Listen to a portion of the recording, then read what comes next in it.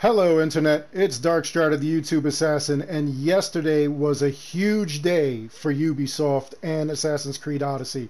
And I don't know, this just seems to be a pattern with this game.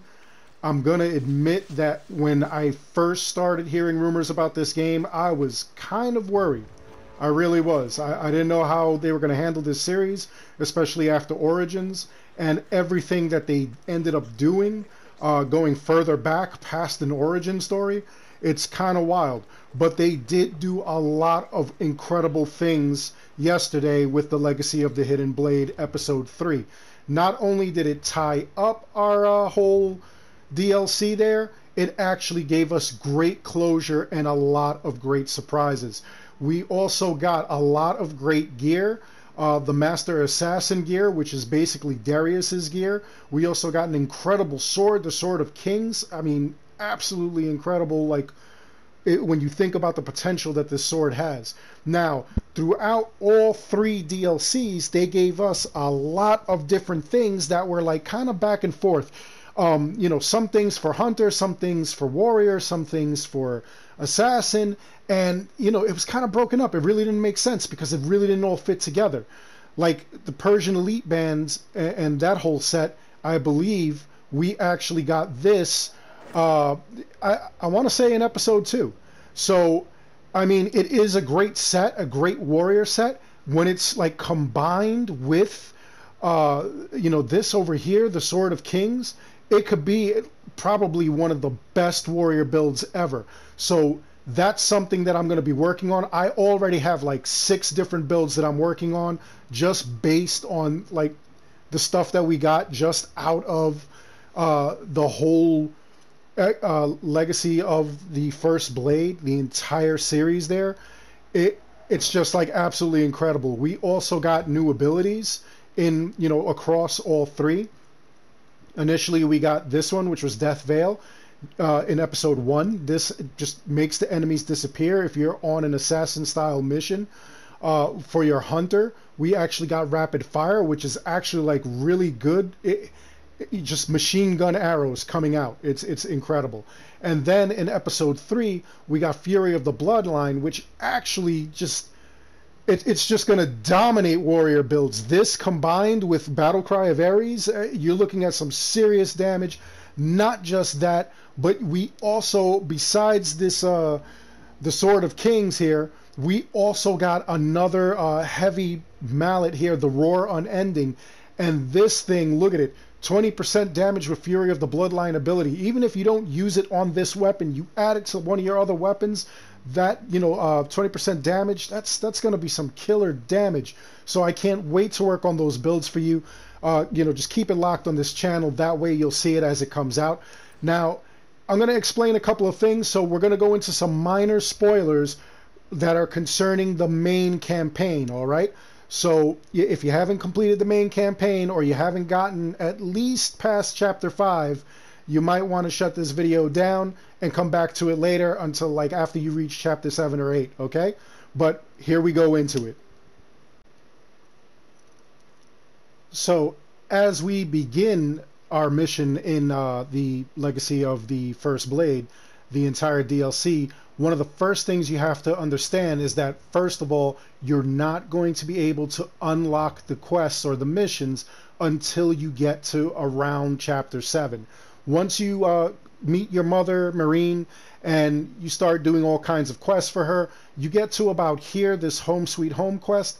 This is where you'll actually unlock the Legacy chapter of Hunted, which is the DLC for, the Legacy of the First Blade. So now, once you do that, then you'll be able to travel out here to Macedonia, where you'll begin the very first quest, all right? Prior to that, you will not have access to it, whether or not you have a already started game, you're on your first round, or you begin a new plus game, okay? New plus, game plus, you're not going to get this, so you're going to have to go all the way through till you get to chapter 7 so that you can unlock it in the new game plus. So just keep that in mind before starting a new game plus, okay? If you wanted to start a new Game Plus, make sure that you did not erase your old file that you got your new Game Plus from. Otherwise, you're going to be out of luck, and you're going to have to just run through the game all the way to Chapter 7, just doing the main mission constraints. Okay? You don't have to do, you know, like these from shadows, like hunting down the League or anything, the cult. You don't have to do any of the other side quests or side missions or anything. You don't have to hunt down the animals for the Daughters of Artemis. All you have to do is just do the main mission constraints, everything that leads you to your mother up until this point. And then, like I said, once you do that, you'll be able to come here and begin your mission in earnest. In episode 1 of Legacy of the First Blade, we actually meet Natakis and his father Darius in a burning village that is being burned by Spartan soldiers, along with a brand new cult. Not the cult of Cosmos, but a different kind of cult from Persia.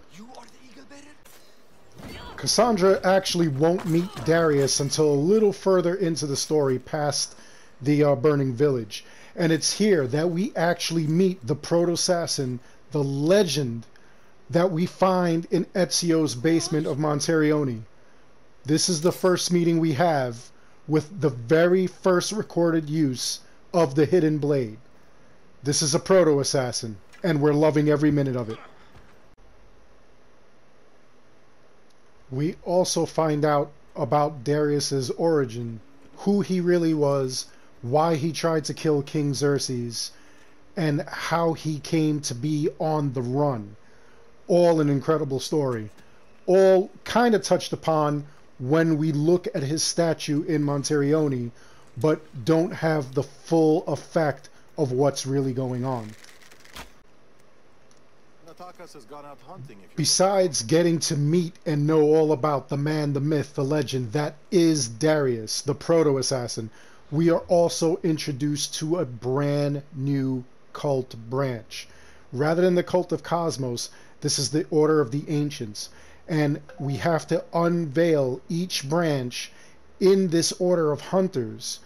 Each different member will give us a different piece of armor or weaponry that we haven't seen before until we unveil the huntsman, who is the leader of this branch. He is the Magi. Now, it will go on in later episodes. We will find all kinds of other cultists, but this is really big to have an Order of Ancients that is on par with the cult of Cosmos, chasing after Darius. It's actually pretty cool. The point in the video where you may actually want to shut it down, because there's going to be major spoilers ahead, especially if you haven't finished the first through third episodes of the Legacy of the First Blade. So I'm going to start with the end of the first episode, and then I'll get into the second and third episodes, and I'll let you know when I'm going to spoil that as well. But here we go with the very first episode. Eventually, you will complete all your quests. You will defeat all of the rest of the Huntsman's cult. And then you will find the Huntsman himself. And you will discover that Darius's real name is Artabanus. And other revelations will be made.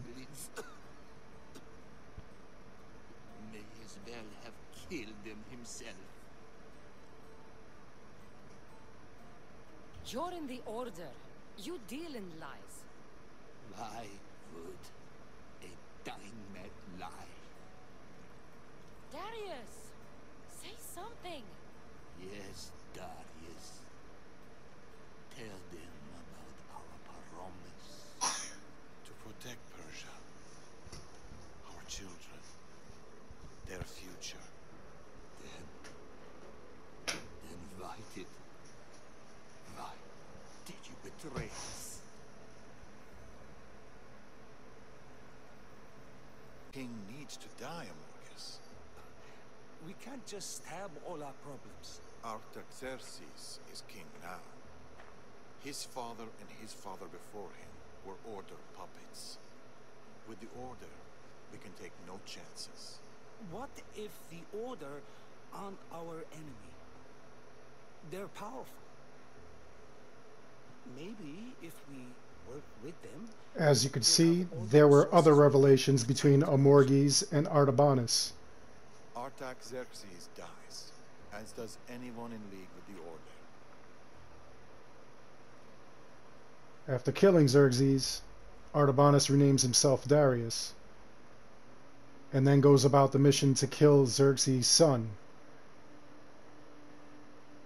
who Amorges feels is innocent.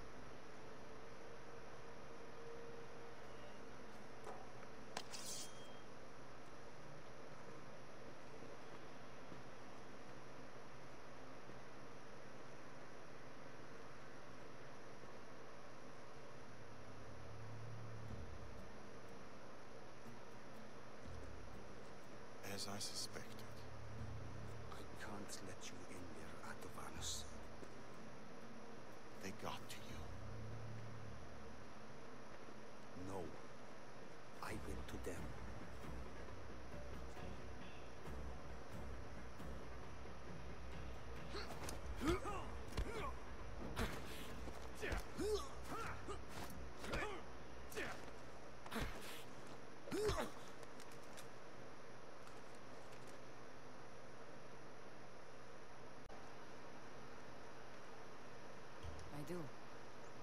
The rest of the tale ends with Natakis and Darius going into hiding, and Cassandra just letting them know that they will cross paths again. Antius is dead, but the Order lives They'll on, hide and with for Amorges now at their head, until none we of get us are safe. to episode 2. He'll bring his full might against us.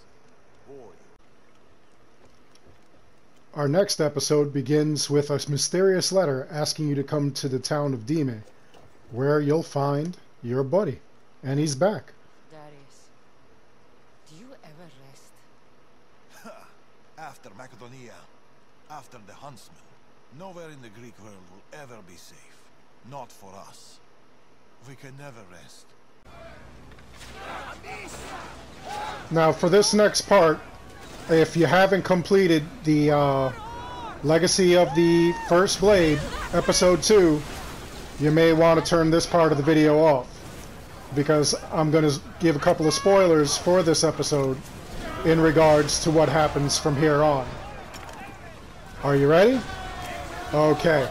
So, what ends up happening is that eventually you discover that there is a new branch of this other organization, of the Order of the Ancients, and you'll defeat all this section here, which is the Order of the Storm, and you find out that there is one named the Tempest. The Tempest is actually the daughter of one of the characters that you saved early on in this episode. The lady lost her daughter to the Order. She no longer feels any connection to her. She feels like she lost her. And depending on how you play, you either want the woman not to lose hope, or you just let her know that you're going for her daughter. You do a bunch of like different quests and whatnot, and what you end up with after you do all these little side quests and whatnot is brand new parts for your ship. You end up with the Flamethrower, which is excellent. It's actually like an outstanding accessory for the Andrestia, because you can actually just go about and roast anything in your way. You don't have to build up flame or anything like that like you do with like the archers and the spearmen. You just go and you end up just shooting fire, straight fire. And it's actually pretty cool. You could even go blow fire and ram at the same time, which just does heavy damage. It's great. And then after like this battle here where you end up defeating the fleet, you're actually going to end up going and battling against the Tempest herself.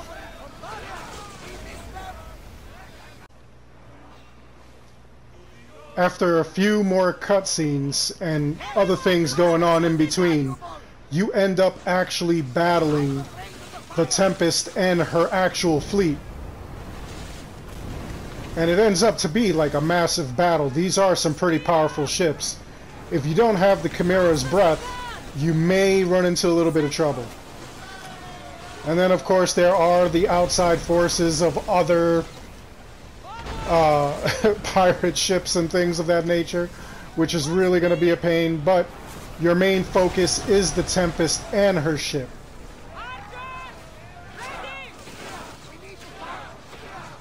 And honestly, having the Chimera's Breath really does make a difference. It makes things a little bit easier. You're able to just get a little more firepower in there. You got some real power in your corner. Focus on the little ships first, then go for the big ones, especially hers.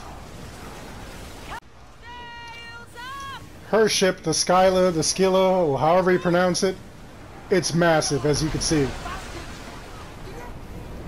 Your best bet is to take out her little other ships that are like protecting her, because they are really going to get in your way. They will get in the way of every single ram, every single speed up, everything that you do. But if you really powered up the Andrestia, they won't be that much of a match, especially with the Chimera's Breath. As long as you did the quest for that, you took your time doing the DLC, and you got it, you're darn near unstoppable. Although I'm not going to lie, her ship is definitely going to be a challenge. Just in sheer size alone. It's just, even though it's a big target, it's also going to be hard for you to like avoid taking damage aside from giving damage. You really have to like be careful with the way you're battling this ship, especially on harder levels. It's not going to be like when you're battling any of the epic ships or that we get during weekly events. This one is going to be way tougher. This is truly a boss ship.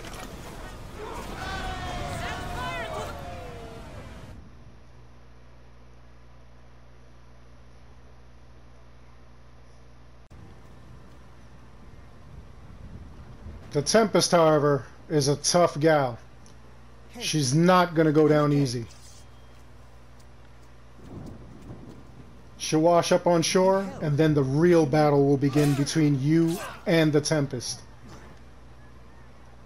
You think pulled me out? You? The Order is my family. You are just a memory. My past. You'll never be one of them.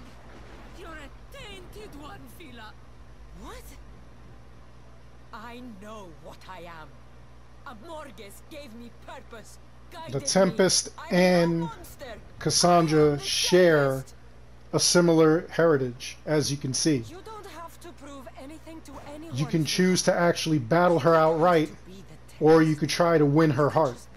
Either way, there will be a battle between Cassandra and the Tempest, or Fila. But that doesn't make us who we are.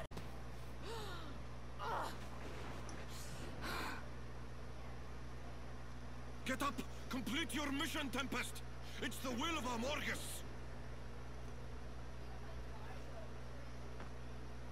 We are not your enemies, Fila. The Order think they can control you, that you are nothing more than an instrument who kills on command. Be more than that. Don't let them take away your humanity. Stand and fight!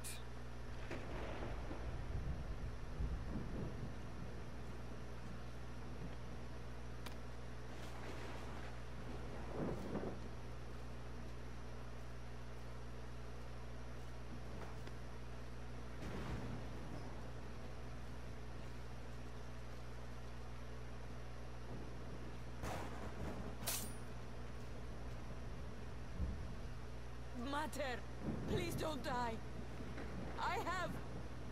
There's still so much I need to say. You're my daughter, Phil. I have always been so... With the defeat of the Tempest, she regains her humanity. She regains her ideal of what was really important, and it wasn't the Order. But this is not even the most mind-boggling part of this episode. it doesn't end here. The actual end parts of this episode were mind-boggling and controversial. It ends up that they actually made a home out of a place over in the town of Dime. It was Darius, Natakis, and even Cassandra herself stayed. And at the very end, after you defeat the Tempest, you do a bunch of little trivial quests. You come home, you find Natakis, and this is what you discover now.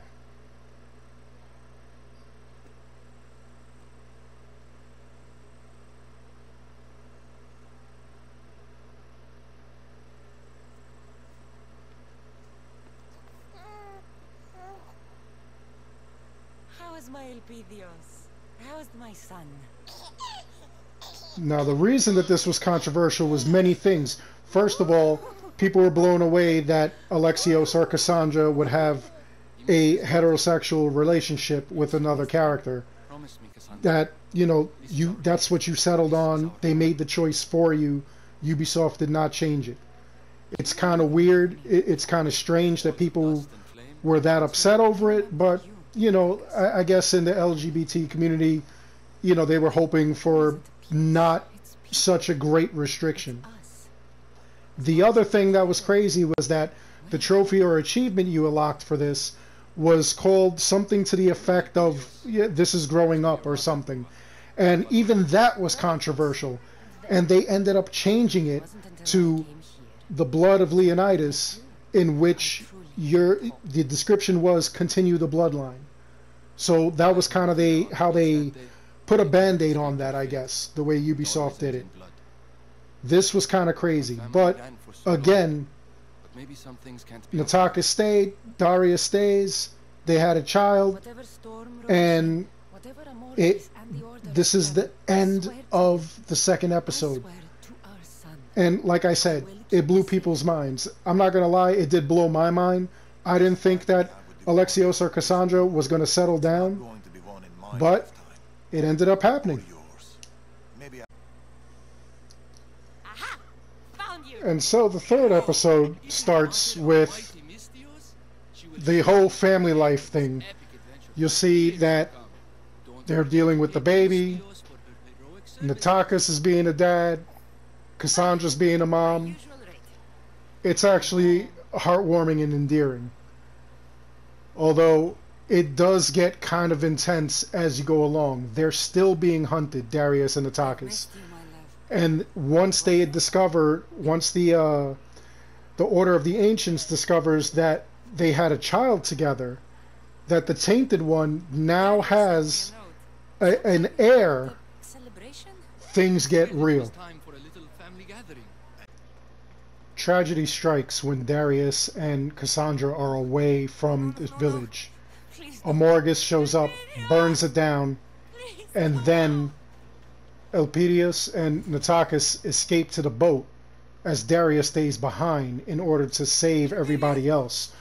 He asks Cassandra to go with them in order to protect them, but Cassandra, once they get to the boat, directs Natakis and Elpidios to get onto the boat while she goes back for Darius.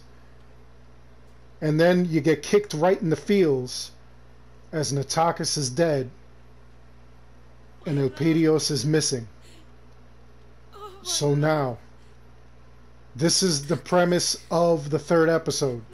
If you haven't finished the third episode, turn the video off now, because I am going to spoil it, especially at the end, because this episode was absolutely mind-boggling.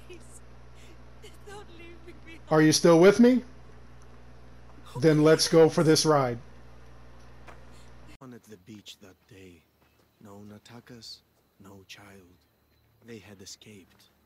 Oh, so we thought, until we heard a cry. It was coming from a ship, wrecked on the shore. The soft but unmistakable cry of a child. Elpidios. There was nowhere to run. Natakis tried to resist them. It was futile. The baby was all that remained.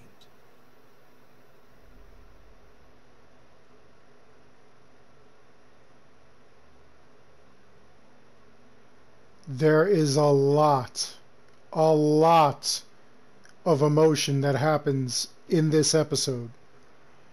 You're going to do a lot of like quests where maybe you feel like they're unnecessary, but I'm sure he would expect you to try. they get real crazy. What do you want from me?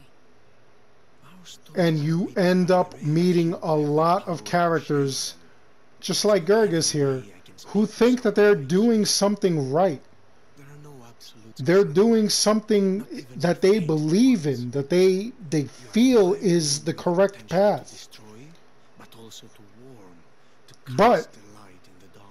at the same time, A warmth you tried when to you destroy. disagree with somebody, when you disagree with their ways and stuff like that, what do you do? Away like a distant dream. This guy thinks he's right. We're led to believe that he's the bad guy. Will be remembered. He feels that he's doing something to really make a difference in the world. What do you want to be remembered for? But I can't let you live. Not now. this is how I play, though. You may not. We are. As you go along, there is a lot of deception and stuff that goes on as you're looking for Amorges, as you're looking to hunt down the rest of the Order. You end up doing a lot of insane stuff. There's like a lot of like little side missions and things along the way, but overall, they are totally going to feel the wrath of Cassandra and Darius. That time will come. At the same time, they're searching desperately for the infant son, the baby. The final battle is actually pretty awesome. It pits you and Darius against Amorges, which is pretty wild. But there's going to come a point in the fight where he actually is almost invincible.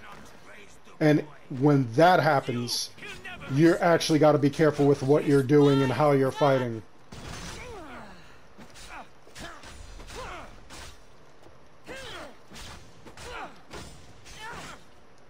Got some stories for Mother too, I see. In the end, they defeat Amorges, and then they find Elpidius, who is being watched over. I am Darius, son of the Persian king, Artaxerxes. Artaxerxes. You know my father? We've met, but it's been a while. And this again is not where the story ends. And a great father. You'll fight. The third episode actually ends with a very, very tearful goodbye, To stay down. where But you Cassandra will actually because you're strong. leave Because our Elpidius bloodline is with strong. Darius, And because we who will run always get up. and raise him. You'll ask why. But that's not even the last part of the story.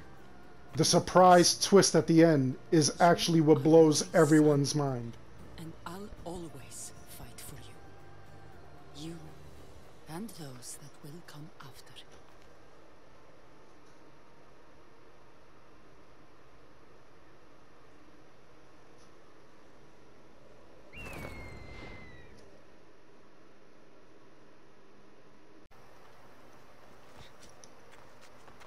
The third episode just ends with, obviously, Cassandra alone.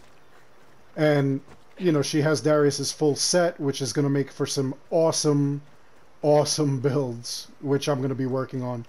Overall, there were like a lot of things that went on in the game that I thought were kind of like crazy at first, but after my second playthrough, they actually made sense. There's a lot of like little filler, you know, like things that you're doing and stuff like that, hunting deer, hunting bear, you know, searching for this, you're trying to grab that.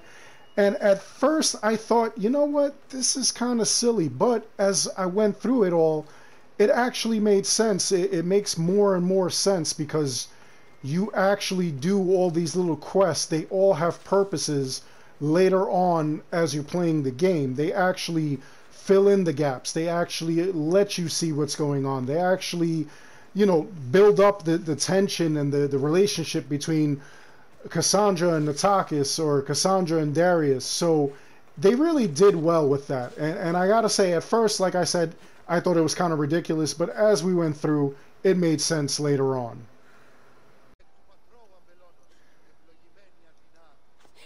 So basically, when all said and done, I really did enjoy this DLC. This DLC was great. I'm hoping in the future to see some other things, some other modules, maybe some free things like the Tales of Greece. Maybe she gets letters from her kid or from Darius, or maybe there's like an organization that comes and they still think Darius is here and they're hunting him down. I think things like that would be kind of cool. I would love to see something like that. We'll see what they do, because like I said, they are giving a lot of different support to Odyssey like they were promising for Origins, but they didn't actually do. So we'll see where the story ends. But other than that, I hope you enjoyed the video. Please like, subscribe. It helps the channel out an awful lot. And keep it locked here for everything Assassin's Creed. As far as everybody who is already subscribed, who's like long time been with me since the beginning, you guys know that I do all kinds of like theory videos besides just tips and tricks. So I'm going to put 2 links down below. One was where I actually believed before Odyssey was coming out that we were going to play as Darius. And we actually didn't get to play as Darius, obviously, but we did get introduced to Darius. Darius was part of the storyline, be it in DLC, but still, I kind of called that one slightly. But you decide. I'll put that in the link below. Also, I'll put another link that'll show another video where I questioned whether Aya was descended from Cassandra. And honestly, I thought not. But I put it out there. And then all of a sudden, boom, here we go.